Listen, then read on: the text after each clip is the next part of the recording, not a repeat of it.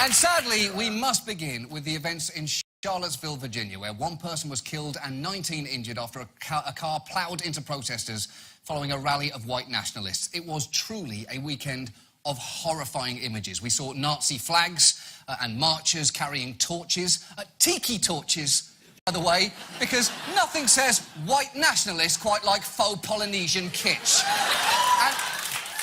And look, a protester being killed in the wake of neo-Nazis marching in the streets of an American city is the kind of tragedy that calls for true leadership from whoever is in the Oval Office. Unfortunately, the current occupant is this guy, and even after a few hours to think about it, the best he could do was squeeze in this response before a bill signing. We condemn in the strongest possible terms this egregious display of hatred, bigotry, and violence on many sides. On many sides.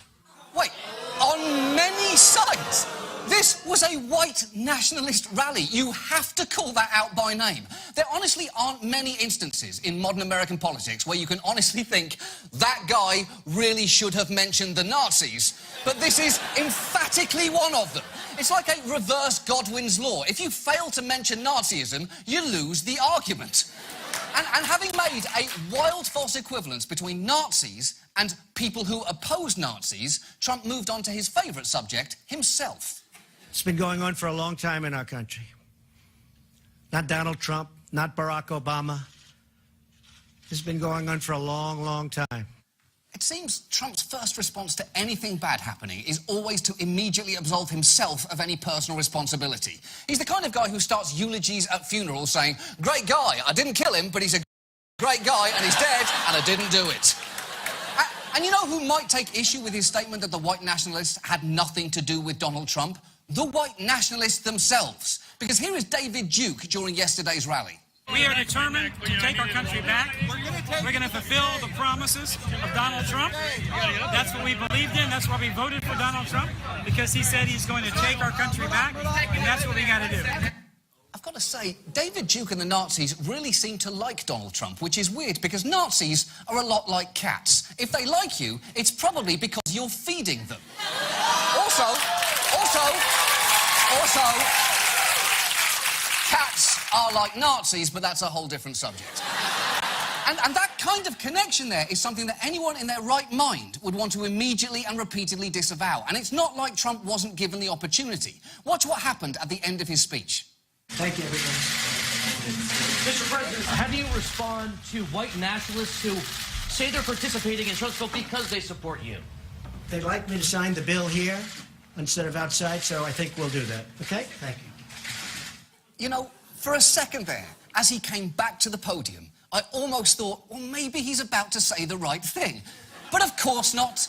He had one last shot before the buzzer on the racism clock hit 0, and he threw an air ball so far away it landed in the Third Reich.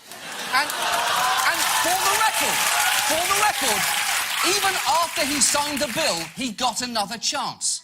Mr. President, Mr. President, do you want the support of these white nationalist groups who say they support you, Mr. President? Mr. President, have you denounced them strongly enough? A car plotting a group of people, would you call that terrorism, sir? So here is the problem.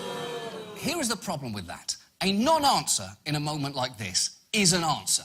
If you had asked me, have you ever been aroused by the fairies in Zelda, the Ocarina of Time?